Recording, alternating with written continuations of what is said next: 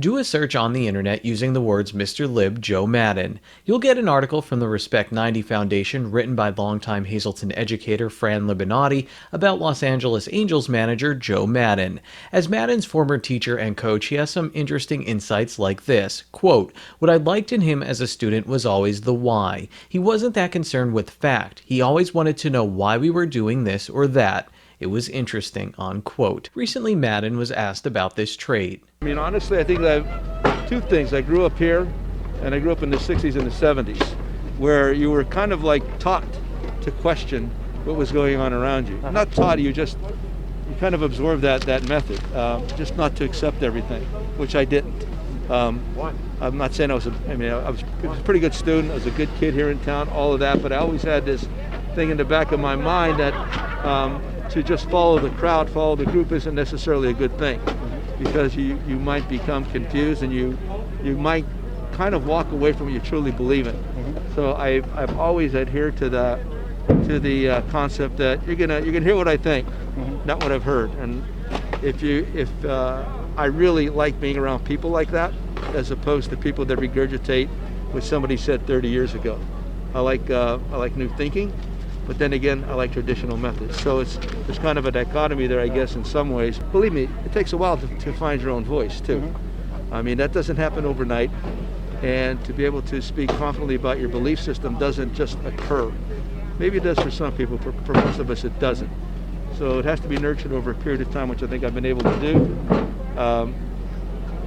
And if you find yourself on the side of the majority all the time, God, you got to start questioning what you're thinking about. Here's a fact. Joe Maddon founded HIP, the Hazleton Integration Project, back in 2011, and since then many volunteers have helped bring the community together at events like this. Why? Well, sit back and listen.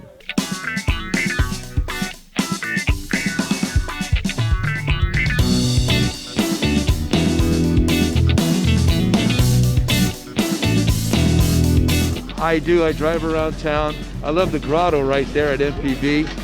We drive around town. Jay's become more aware of different things about the city that I always wax nostalgically about. So yeah, I always miss it. Over the years, Jaye Maddon has come to know Hazleton thanks to her husband, Joe. She's also got to know the people in the Hazleton area. And I think a lot of the people in this area especially, they have like some really deep down determination and perseverance that don't go unnoticed, especially by us. That determination and perseverance have been on full display during the pandemic in 2020, especially at the Hazleton One Community Center, home of the Hazleton Integration Project. HIP has hosted weekly food pickups, and on this day, toys, turkeys, food boxes, and gift cards are being handed out for the holidays. Especially during the pandemic, I mean, we've come across so many people who didn't used to be in need and now are in need. So that is a change all in itself, and we try to adapt to all that and just try to help as many people as we can. But yeah, we've heard so many good things about what HIP's doing, even throughout the whole year. We're already planning for next year. Hopefully we can, do golf tournaments and get back to doing our regular events. This year, HIP wasn't able to hold their annual fundraising night with Joe Maddon and other big names in sports and entertainment, or their Thanksmas dinner for those in need. But they adjusted and put together this event to help 500 people, and then because of a snowstorm, they adjusted again and moved up the time of the distribution. I'm guessing that's no easy feat with all of these volunteers, but 2020 has been the year of pivoting plans. We have no playbook for what's been going on, and you have to remain fluid through this entire time as we hopefully move into the next area where we finally get the vaccine working. But in the meantime, there are no rules. The rules are there are no rules. We're writing them as we go along, and a big part of writing rules as you go along is to be adaptable. You can't be so static in your belief system that you cannot understand that things need to be adjusted to. So my industry in baseball, and we did that last year with the Respect 90 Foundation and HIP. We've been nimble the entire year. There's something else different about this holiday visit for the Maddons. They can't go see Joe's friend and mentor, Fran Libinati. Mr. Lib, as many called him, passed away in November. But men like Mr. Libinati, teachers like him with the kind of calling that he had for that occupation and the impact that he made. That we just need more of that. We need more Mr. Libinottis in the world.